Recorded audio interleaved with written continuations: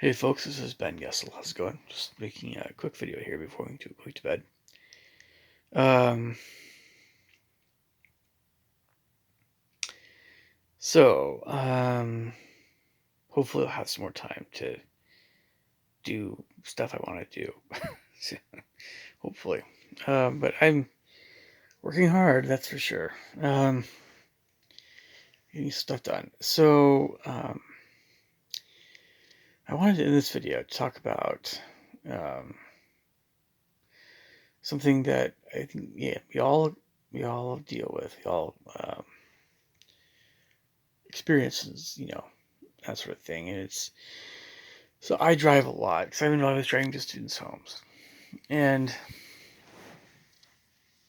um, I'm also dealing with a very busy schedule still. It's busy. Oh yeah, I'll know when it gets a little bit more manageable. But um, so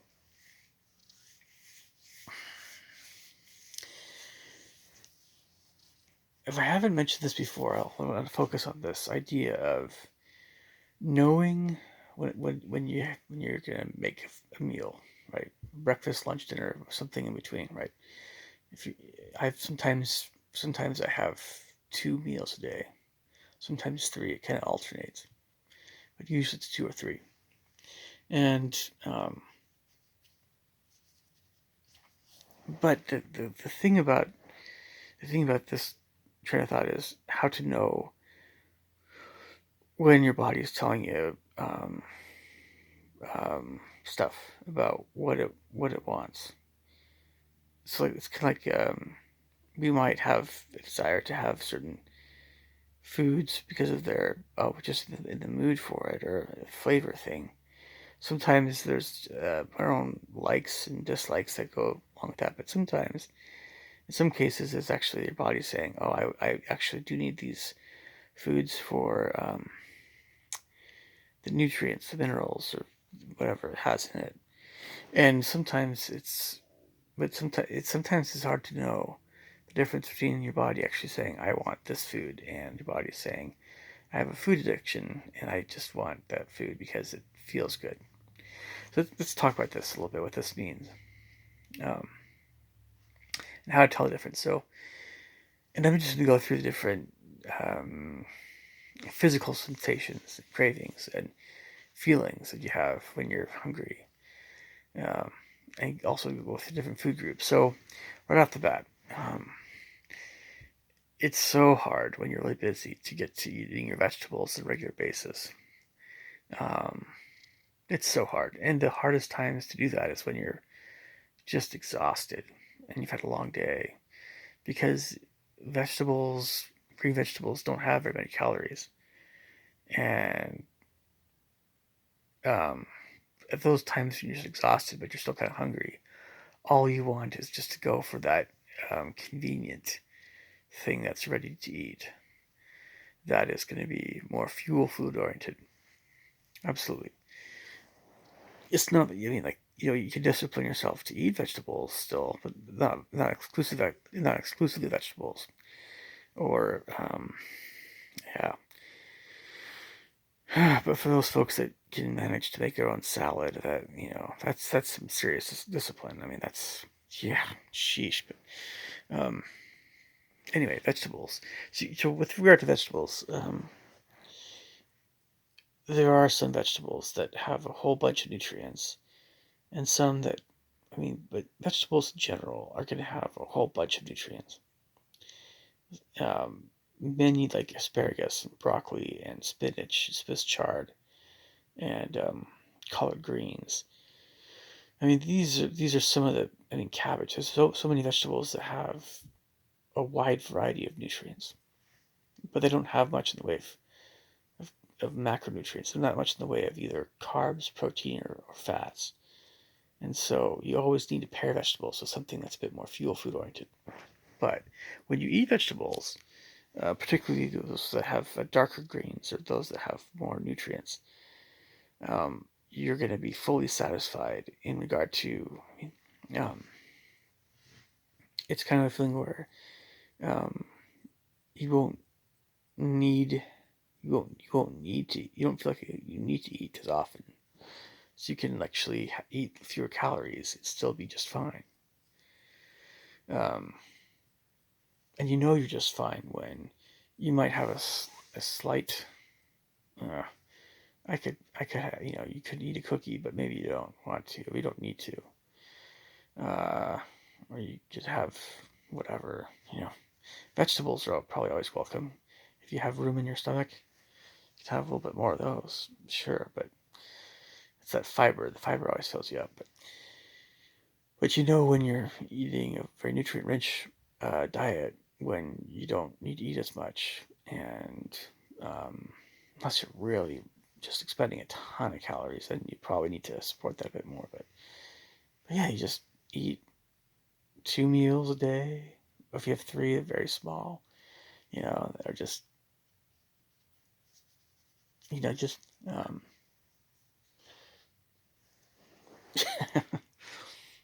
could look at very appetizing food and just say, seriously, that's discipline. And that's when you've been eating a wide variety of great healthy vegetables plus some healthy fuel foods in the day.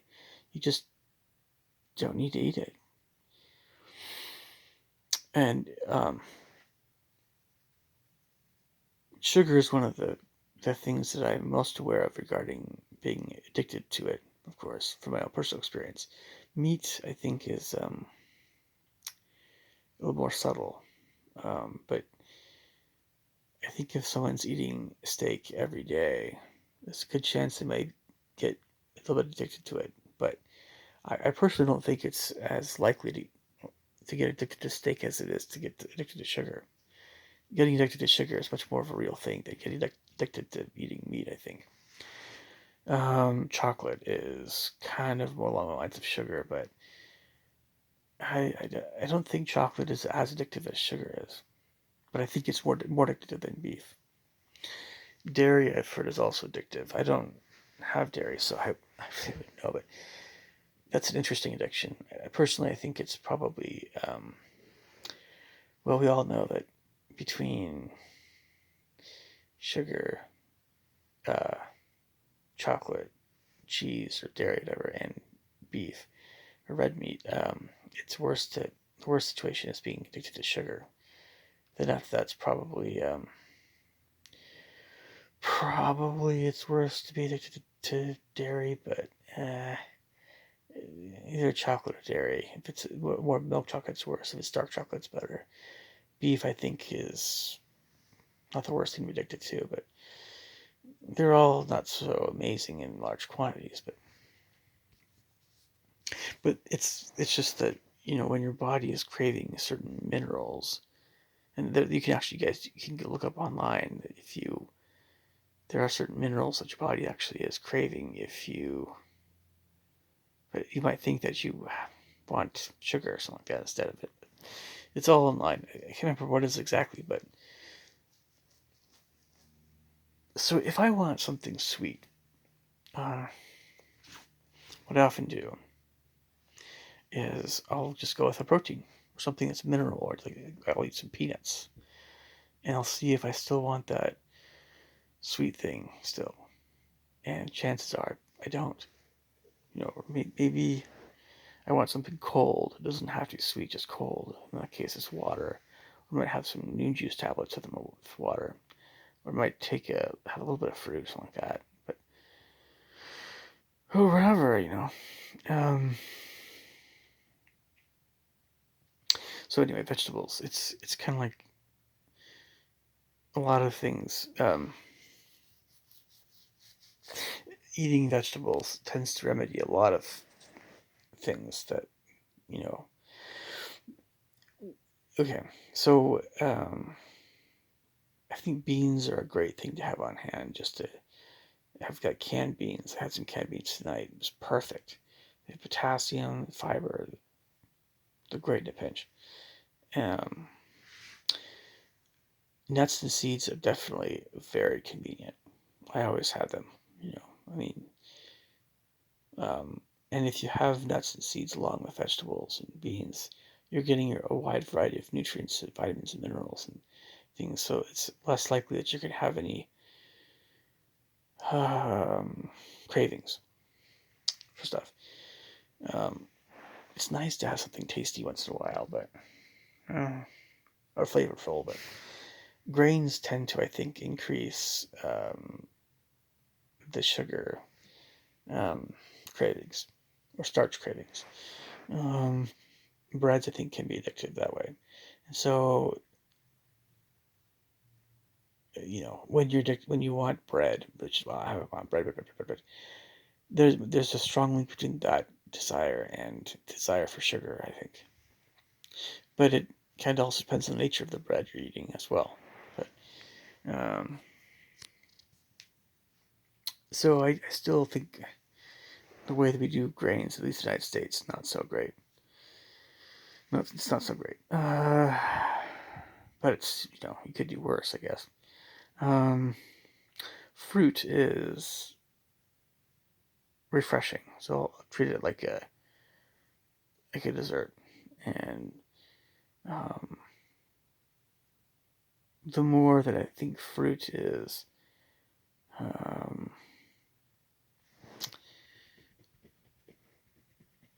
oh, there is that sugar rush. I mean, if you guys become more and more aware of this in your diets, you can kind of tell when there's a little bit of a sugar rush going on in your body. And it's a euphoric kind of thing, but there's also that immediate drop where you want more of it, right?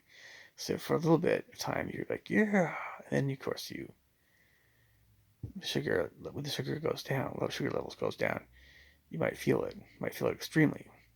Depends on the situation, but then the idea is you would want more, more, more. It's like a vicious cycle.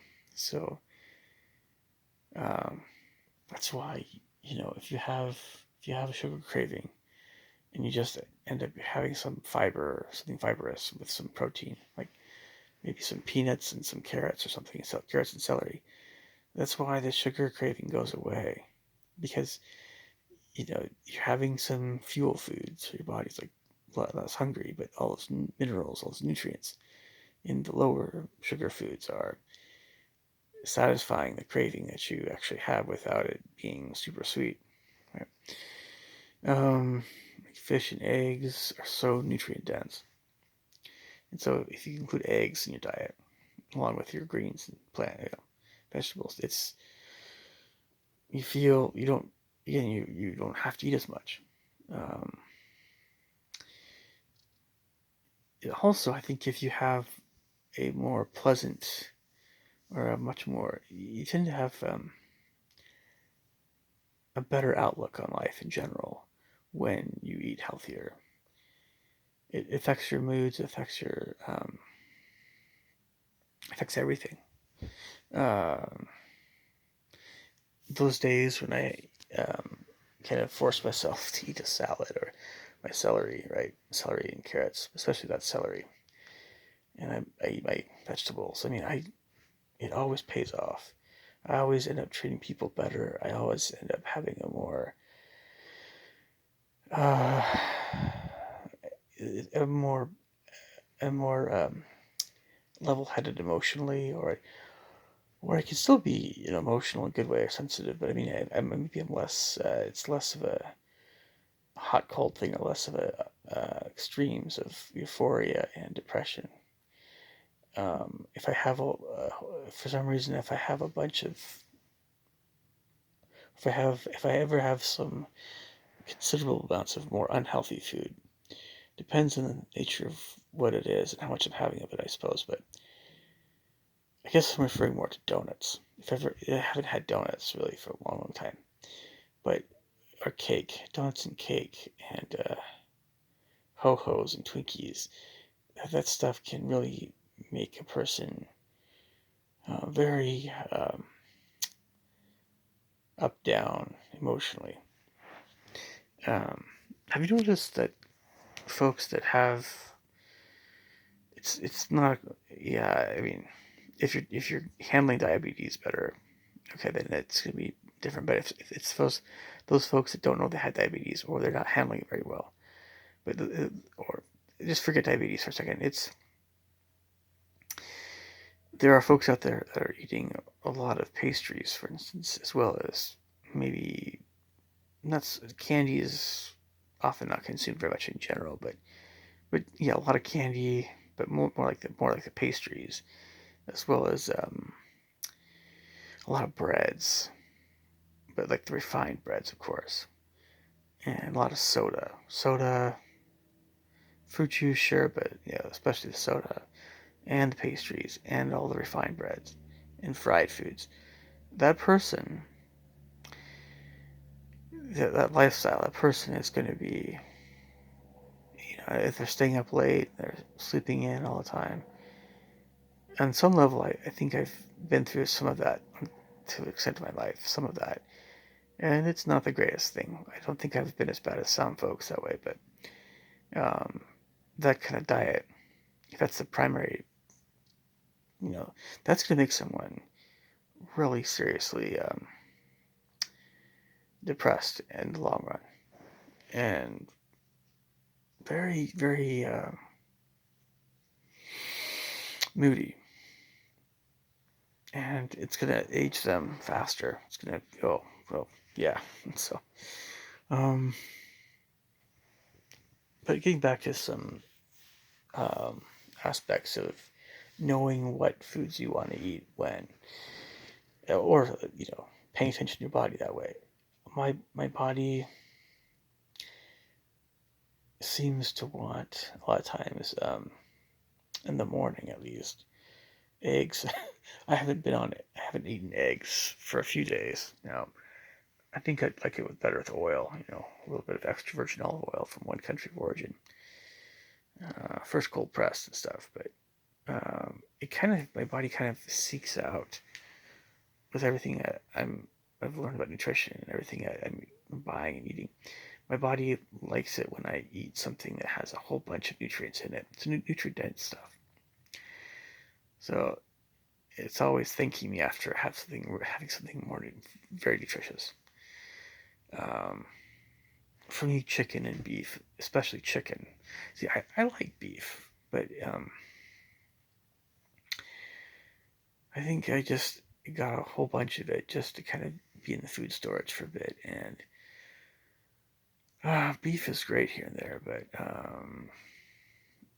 yeah, it can't be overdone depending on what's going on. But a great steak is great. Just, I really don't, I can't see myself eating steak every day. But it's not unheard of. But chicken, man, a good chicken, organic chicken. Chicken and eggs. I like the fish too, but I wonder if I could live for a whole year, as far as animal protein, just on chicken and eggs. We're gonna throw in some turkey here there, sure, but oh man, that's for me. That just does it. And you can vary it up however you want to. But um, but I thrive on getting 4 or 5 or more different kinds of vegetables in my diet every day. Um, at least at least 4. And had a goal a while back of having between 2 to 3 different vegetables at each meal. But if I can get 4 or 5 for the day, I think I'm doing pretty good. If I can get several, it's even better. But it's the vegetables that count the most that way. The fruit is like the cherry on top of the produce kind of thing, so to speak.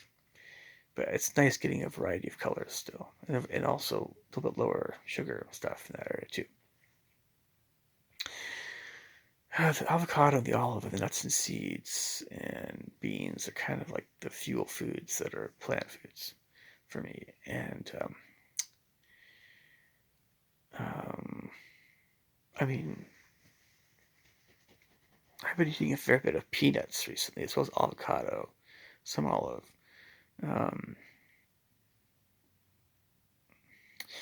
what often happens, and so I'll also I'll have some kind of animal protein with the meal, some kind of animal protein, some kind of plant protein, and then a vegetable or two, and then maybe a little bit of fruit, maybe. That's an average meal for me. 5 different foods is plenty, so it might consist of, an avocado, some chicken, some celery, carrots, and um, half a grapefruit or something, or some berries. Oh, and I've also really loved blueberries recently. I like the blueberries at PCC even more than the raspberries. I love raspberries. I don't know, so I'm gonna buy those again. Those blueberries are amazing. We are entering berry season soon, I think. By the way, I should do a video soon of my garden. Show you guys what I'm growing and how they're doing. That would be a good video. So, maybe a few more thoughts here. Um,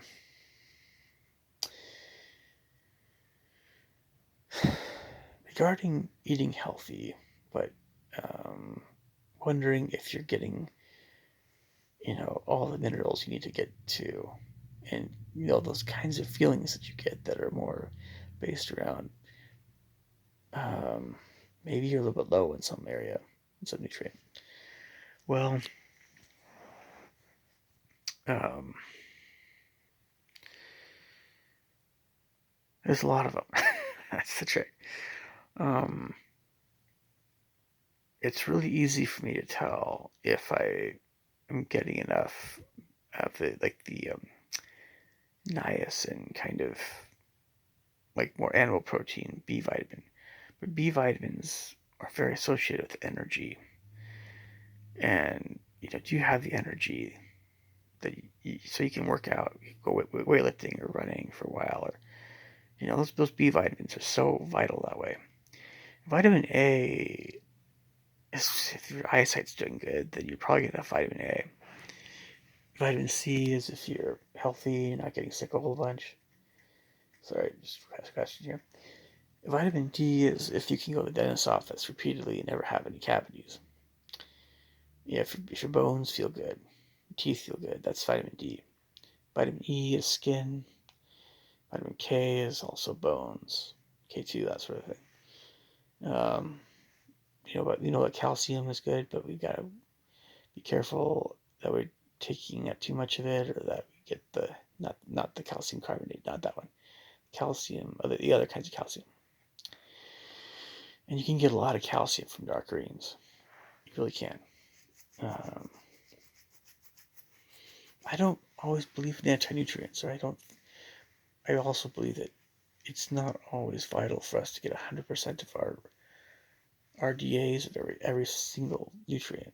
I think if you're getting like 2/3 of it, or up to 75% of those things, that's just fine a lot of times. Um, this is, according to my brother, also he's a doctor, so that's saying something. But I mean, you know, um, chances are we're probably getting enough of all the minerals.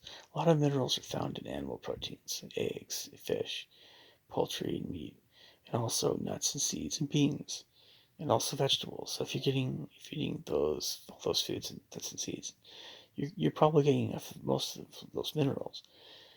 The iodine is interesting. Um, Iodine is um, well, a lot of folks associate like things like zinc and selenium and iodine and a few other kinds of nutrients with libido. Are you yes, but the thing is, iodine, of course, is also involved with mental processes and stuff. So it's just as simple as getting some seaweed and fried seaweed and some fish and eggs and stuff. But iodine is not one of the most missing things. I think that and molybdenum is of course in beans, and copper is in uh, certain kinds of nuts and stuff, and maybe oats a little bit. Um, I think a lot of times of course, you have magnesium and beans and seeds, and so on and so forth. Um, we worry sometimes if we're getting too much potassium. Or are we getting enough potassium? potassium is also associated with energy. Do we have the energy that we need to do what we want to do in the day? And so a lot of times people associate potassium with bananas, but also potatoes, sweet potatoes. Potassium, though, it's in a lot of different foods. And I don't know if we really truly need the potassium that's the RDAs. It kind of depends on how active we are. It kind of depends on what we're doing at the end of the day. Um, but uh, but potassium is in a lot of foods. It's chicken. So if you're eating a lot of chicken, a lot of eggs, and potatoes, and you know, you're probably getting plenty of potassium. But the other thing about this is that there's this mineral balancing thing. And as far as I know, my mineral balancing thing is doing pretty well. But I think potassium's opposite is sodium. So I think a lot of folks are probably getting too much sodium. So um, anyway, there's that. But you do need a little bit of sodium too. I mean, yeah, you do. But, phosphorus, of course, chicken, a lot of other stuff like that. Chromium is in broccoli. Um, so those days when for those days when I'm not eating very much vegetables or nuts or seeds, not much of that stuff. And I also don't have a whole lot in the way of animal protein. So what I'm eating mostly are things like maybe avocado's pretty nutrient rich, fairly, but maybe it's more like just fruit. So I have a lot of fruit, a lot of water, and some avocado. On that day, I can expect that the nutrient levels in my body will probably go down somewhat. Vitamin C will be great, but then the next day I'll probably have more of the mineral-rich foods to make up for it. And because your body's always in a constant state of flux, you're getting rid of excess nutrients you don't need, and you're kind of saving stuff sometimes. You can save things like B12.